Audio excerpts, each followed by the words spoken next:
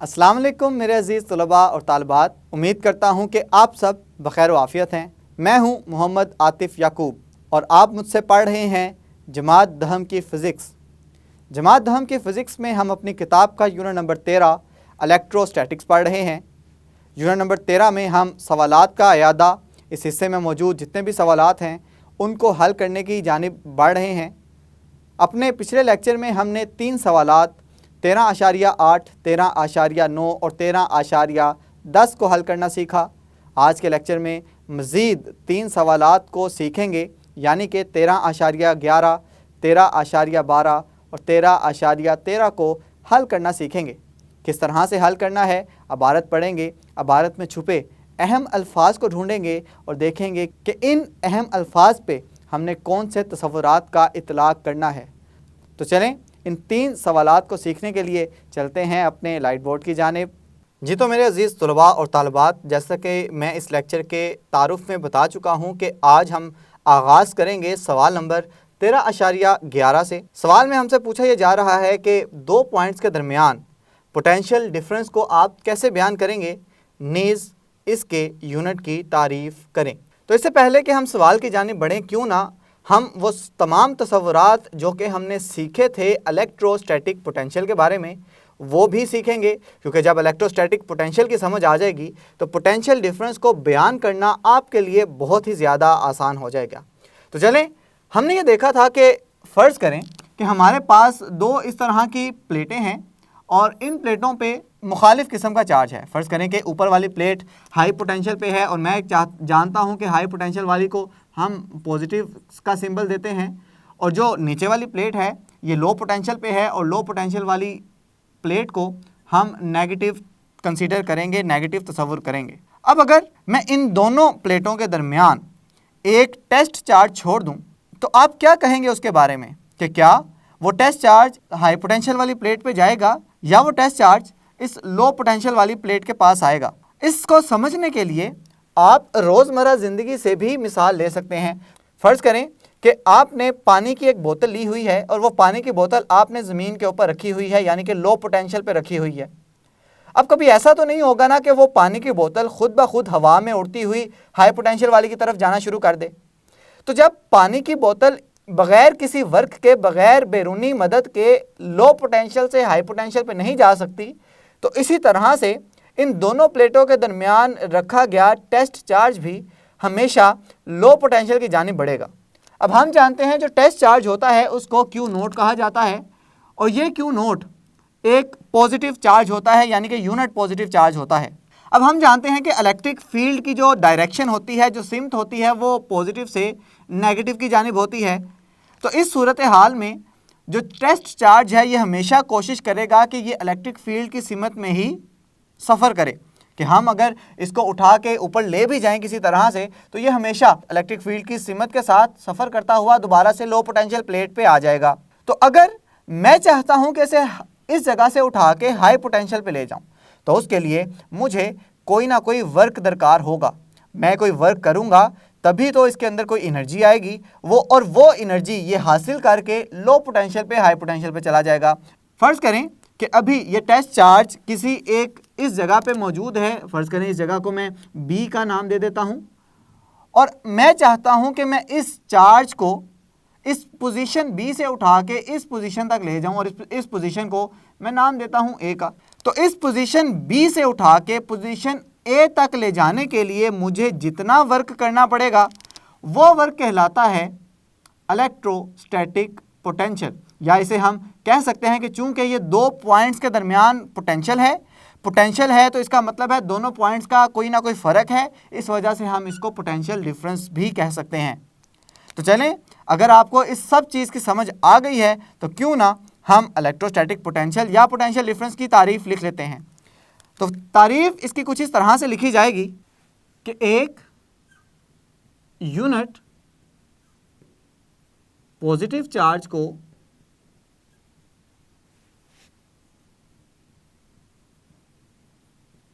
Electric field में किसी एक पॉइंट से दूसरे पॉइंट तक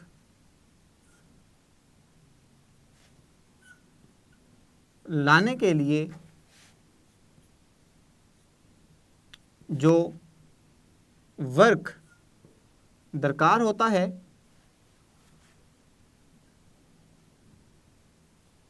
उसे पोटेंशियल डिफरेंस कहते हैं। याद रखिएगा कि पोटेंशियल डिफरेंस हमेशा इलेक्ट्रिक फील्ड के अंदर दो पॉइंट्स का फ़र्क होगा। अब अगर पोटेंशियल डिफरेंस की ये वाली तारीफ़ आपने समझ ली है, जो कि हमने अपने तसव्वुर की बुनियाद पे तारीफ़ लिख दी है, लेकिन आपकी किताब में जो पोटेंशियल डिफरेंस की तारीफ़ लिखी हुई है हम उसको भी देख लेते हैं। किताब में ये कह रहा है कि दो पॉइंट्स के दरमियान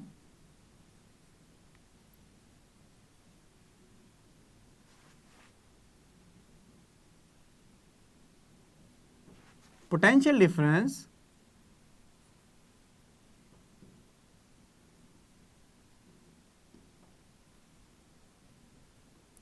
एनर्जी की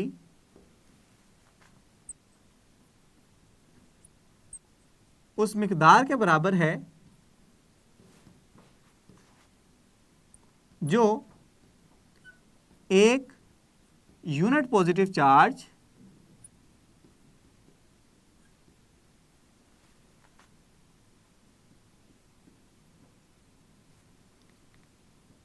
एक पॉइंट से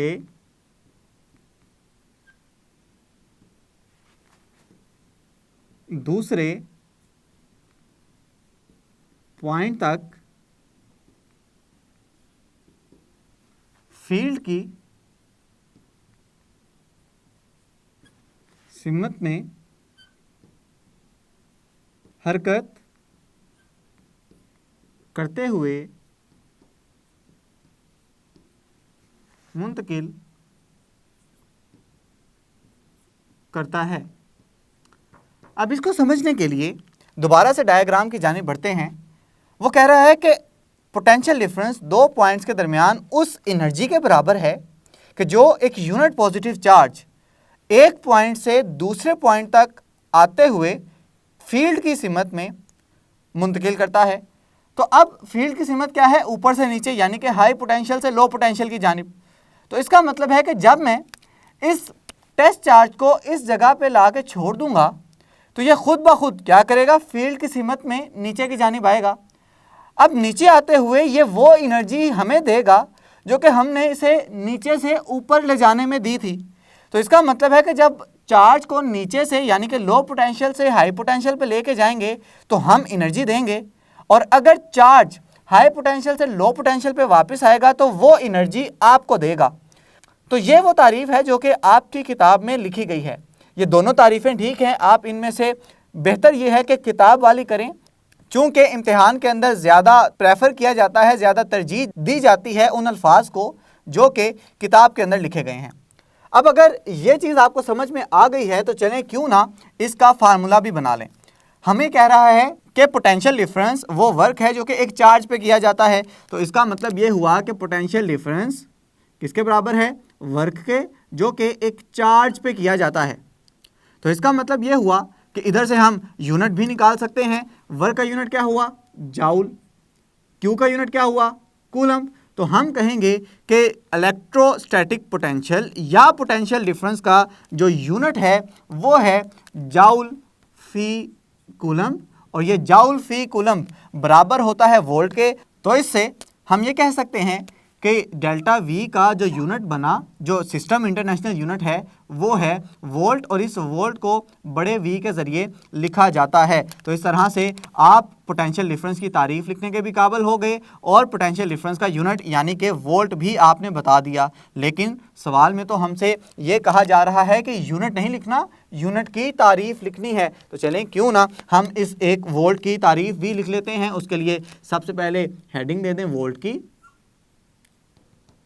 अब वोल्ट की तारीफ समझें आप इसी यूनिट से। मुझे चाहिए 1 वोल्ट, तो इसका मतलब ये हुआ, तो मैं दोबारा से फार्मूला लिखता हूं एक साइड पे। फार्मूला है डेल्टा डब्ल्यू बराबर है वर्क बटा चार्ज, डेल्टा वी का यूनिट क्या है जी, वोल्ट, वर्क का यूनिट है जी जाउल, चार्ज का यूनिट है कूलम्ब। मुझे चाहिए अगर 1 वोल्ट तो उसके लिए जाउल भी एक, वर्क भी 1 जाउल होगा और चार्ज भी 1 कूलम्ब होगा। तो इसका मतलब यह हुआ कि अगर 1 कूलम्ब चार्ज एक जगह से दूसरी जगह मुंतकिल होते हुए जो एनर्जी मुंतकिल कर रहा है वो है 1 जाउल, तो उसका पोटेंशियल डिफरेंस होगा 1 वोल्ट। दोबारा सुन लें कि अगर 1 यूनिट पॉजिटिव कूलम्ब चार्ज एक पॉइंट से दूसरे पॉइंट तक आते हुए 1 जाउल की एनर्जी मुहैया करे तो उसका पोटेंशियल होगा 1 वोल्ट। तो चलें इस 1 वोल्ट की तारीफ भी हम लिख लेते हैं कि अगर 1 यूनिट पॉजिटिव चार्ज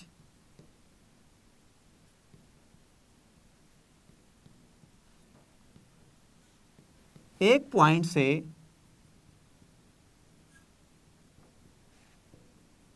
दूसरे पॉइंट तक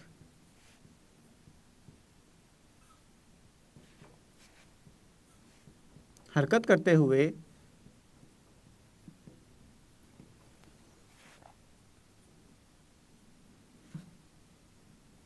1 जाउल एनर्जी मुहैया करे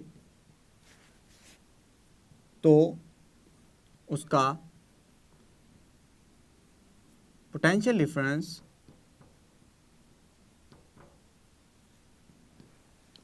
1 वोल्ट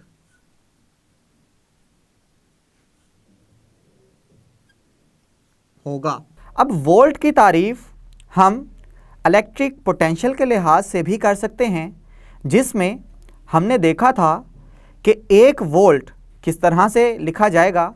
हमने कहा था कि अगर 1 यूनिट पॉजिटिव चार्ज को एक पॉइंट से दूसरे पॉइंट तक लाने में 1 जूल वर्क दरकार हो तो उस पॉइंट का इलेक्ट्रिक पोटेंशियल 1 वोल्ट होगा। तो ये लें जी, आपके सामने मैंने सारी तारीफ़ें लिख दी हैं। इलेक्ट्रोस्टैटिक पोटेंशियल का तस्वुर भी आपको दे दिया, पोटेंशियल डिफरेंस क्या होता है, पोटेंशियल डिफरेंस का यूनिट क्या होता है और यूनिट की तारीफ भी मैं आपके सामने लिख चुका हूं। तो उम्मीद करता हूं कि इस सवाल की भी आपको अच्छे से समझ आ गई है। जी तो मेरे अजीज़ तलबा और तालिबात, हम आ चुके हैं आज के लेक्चर के अगले यानी कि दूसरे सवाल की जानिब। और वैसे ये सवालात का इयादा इस हिस्से के 12वां सवाल है। इसमें हमसे पूछा ये जा रहा है कि साबित करें कि 2 पॉइंट्स के दरमियान फ़ी यूनिट एनर्जी की मुंतकली को पोटेंशियल डिफरेंस के तौर पर बयान किया जा सकता है। सवाल चूँकि पिछले सवाल से मुंसलिक था, उससे इसका कोई ना कोई ताल्लुक़ है, तो मैंने पिछले सवाल का जवाब यहाँ तक लिख रखा है, क्योंकि इधर से आगे हमने बताना है कि पोटेंशियल डिफरेंस को हम बयान कर सकते हैं फ़ी यूनिट एनर्जी की मुंतकली को।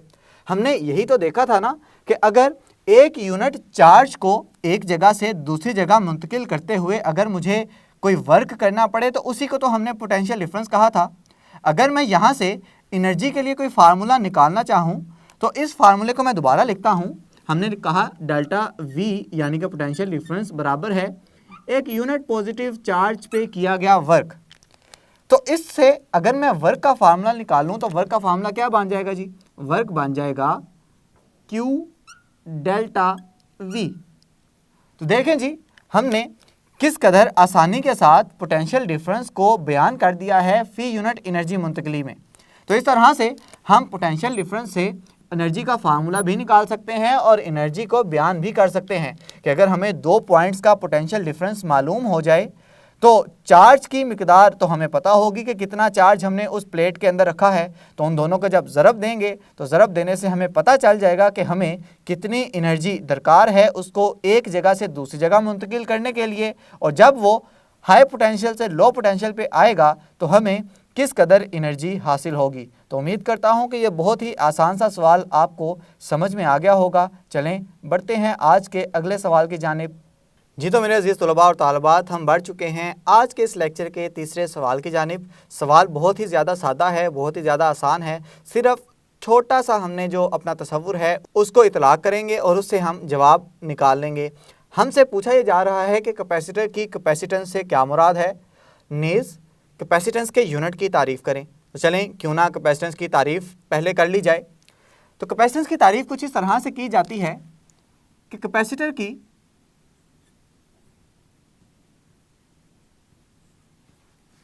चार्ज स्टोर करने की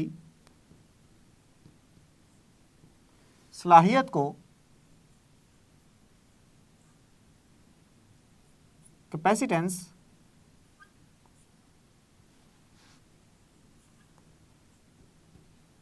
कहते हैं।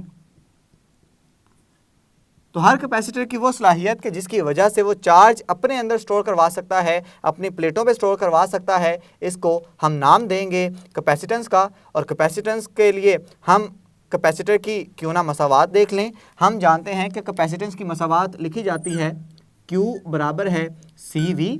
अब यहाँ पे Q है वो चार्ज जो कि कैपेसिटर की प्लेटों पे स्टोर हो रहा है, C है कैपेसिटेंस और V है वो वाला पोटेंशियल डिफरेंस जो कि प्लेटों के दरमियान पैदा हुआ है। तो हम यहाँ से कैपेसिटेंस के लिए फार्मूला भी अखज़ कर सकते हैं। फार्मूला बनेगा C बराबर है Q बटा V। अब अगर इसके यूनिट निकालना चाहते हैं तो हम C के यूनिट निकालेंगे। Q का यूनिट है जी कूलम्ब, V का यूनिट है वोल्ट, तो ये बन गया कूलम्ब फी वोल्ट। और जब कूलम्ब फी वोल्ट को मिला के लिखा जाए तो एक नई मिकदार सामने आएगी, वो मिकदार है जी फेरेड। और इस फेरेड को F के ज़रिए लिखा जाता है। तो इस F को मैं बता भी देता हूँ, लिख भी देता हूँ कि ये F का मतलब है फेरेड। अब हमने कैपेसिटेंस की भी तारीफ़ कर दी है और कैपेसिटेंस के यूनिट भी निकाल लिए हैं, लेकिन सवाल में हमसे यूनिट नहीं पूछे, उसने कहा है कि यूनिट की तारीफ़ करनी है। तो इसका मतलब है कि हम फेरेड की तारीफ़ भी लिखेंगे। तो चलें क्यों ना फेरेड की तारीफ़ लिखने से पहले फेरेड की हेडिंग दे लें कि अब हम फेरेड की तारीफ़ करने की जानिब बढ़ रहे हैं। तारीफ़ करने के लिए ज़रूरी है कि आप फार्मूले से तारीफ़ लिखें, क्योंकि किसी भी चीज़ को समझने के लिए, बयान करने के लिए सबसे बेहतरीन ज़ुबान जो होती है वो हिसाब की ज़ुबान होती है, मैथमेटिक्स की ज़ुबान होती है। तो हम पहले इसका फार्मूला लिख लेते हैं कि C बराबर है Q बटा V। इसका मतलब है कूलम्ब फी वोल्ट। इसका मतलब है कि अगर मुझे एक फेरेड की तारीफ़ करनी है तो मेरे पास चार्ज भी एक कूलम्ब होना चाहिए, और उस चार्ज के स्टोर करने की वजह से जो पोटेंशियल डिफरेंस आ रहा है, अगर वो 1 वोल्ट का होगा तो 1 फेरेड की कैपेसिटेंस मुझे हासिल हो जाएगी। तो इसकी तारीफ़ हम कुछ इस तरह से लिखेंगे कि अगर कैपेसिटर की प्लेट को 1 कूलम्ब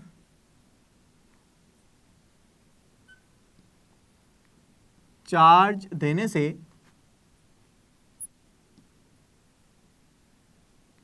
उसकी प्लेट्स के दरमियान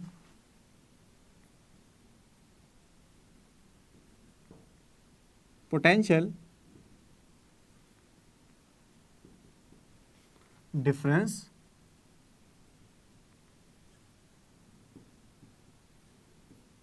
1 वोल्ट हो तो उसकी कैपेसिटेंस